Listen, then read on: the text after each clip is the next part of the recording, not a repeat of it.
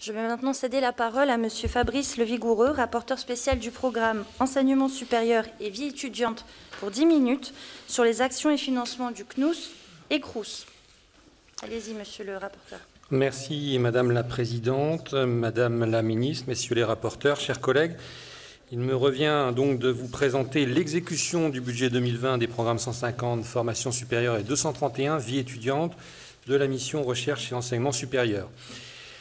Les budgets de ces deux programmes sont en hausse sensible depuis le début du quinquennat et présentent un très bon taux d'exécution, légèrement supérieur à 100% en 2020 du fait des crédits supplémentaires ouverts en raison de la crise sanitaire, mais après des taux d'exécution supérieurs à 99% en 2018 et 2019. Dans sa note d'exécution budgétaire 2020 sur la mission, la Cour des comptes relève qu'au cours de la période 2016-2020, c'est le programme 150 qui enregistre la plus forte augmentation des crédits en exécution de près de 869 millions d'euros en exécution.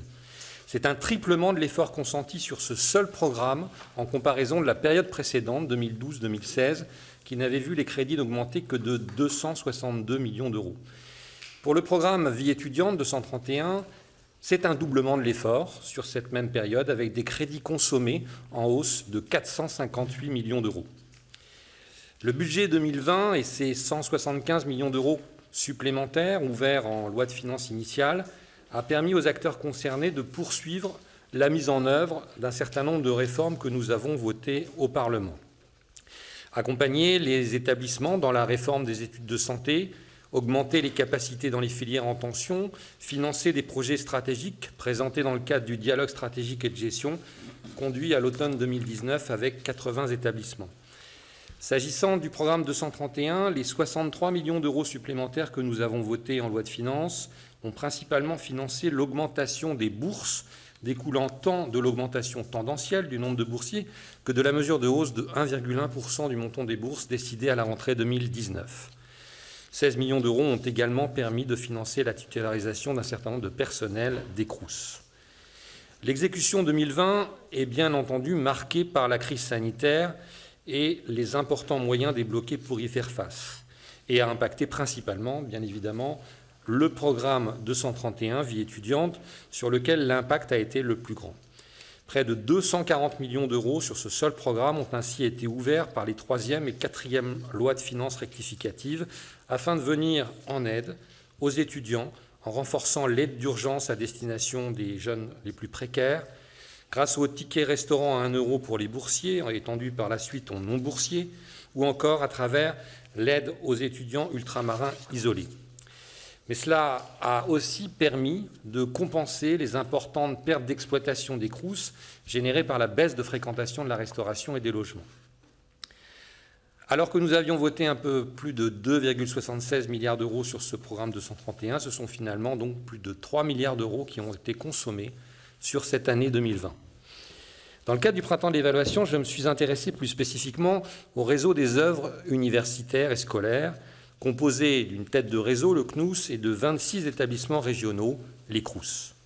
Ce réseau occupe une place absolument centrale dans le paysage institutionnel de la vie étudiante, ses missions consistant à améliorer les conditions de vie et d'études des étudiants et à favoriser leur épanouissement et leur parcours vers l'autonomie, à travers l'accompagnement, le logement, la restauration par exemple.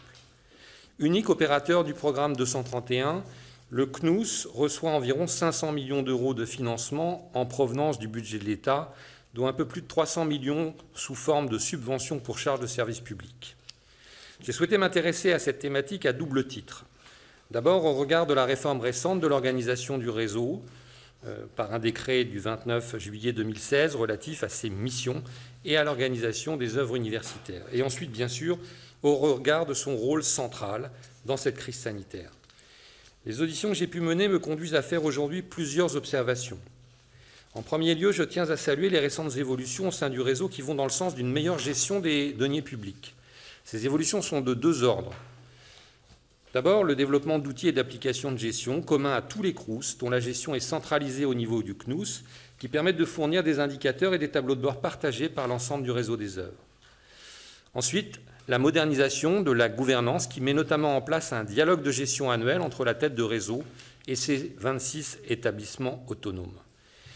Et puisqu'il est question de crise sanitaire, je tiens à saluer en deuxième lieu l'action des Crous qui ont été le véritable bras armé de la politique de soutien à nos étudiants à travers des mesures comme le gel des loyers pour la totalité du parc des logements, la mise en œuvre du repas à 1 €, le versement d'aides spécifiques pour soutenir les étudiants, notamment ceux ayant perdu leur emploi.